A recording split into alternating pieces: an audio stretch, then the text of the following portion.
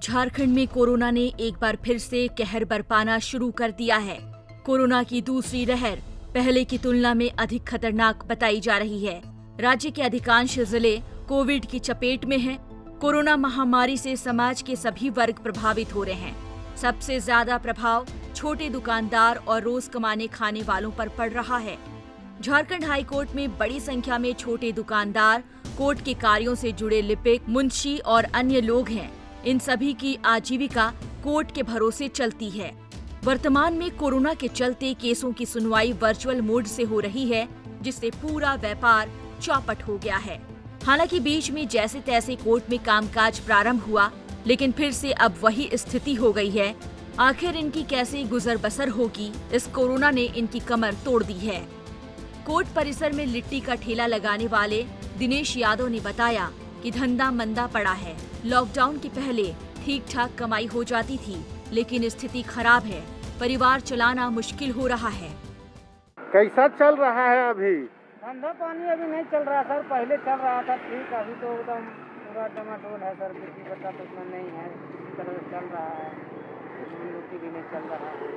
पहले जब लॉकडाउन नहीं था तो पहले तो ठीक चल रहा था सर, अभी लॉकडाउन हो जाने के बाद नहीं चल रहा। परिवार सब कैसे चलता है? कैसे चलेगा सर, वैसे ही चल रहा है कोई तरह से। कुछ ऐसी ही कहानी चाय का ठेला लगाने वाले अरबन राम की है।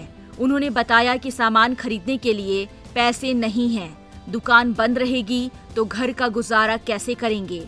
समाज के बड़े लोगों को मदद करने की जरूरत है। सामान लाने को पैसे नहीं पहुंचता है तो हम लोग खाने पीने की थोड़ा दिक्कत हो जाता है। दुकान बंद रहेगा तो हम लोग कैसे खाए, कैसे पिए, कैसे जिए, तो उसमें थोड़ा ध्यान दिया जाए। जो बड़ा है ऊपर वाला। तो रांची में जो बीमारी का गंभीर जो बढ़ते जा रहा है, तो उसमें तो बोल रहे हैं कि अब लॉकडाउन लगेगा तो वो आदमी कैसे खाएगा, कैसे पिएगा, कैसे जिएगा। कोरोना से छोटे दुकानदारों की हालत तो खराब है ही, एडवोकेट लिपिकों की भी कमोवेश यही स्थिति है।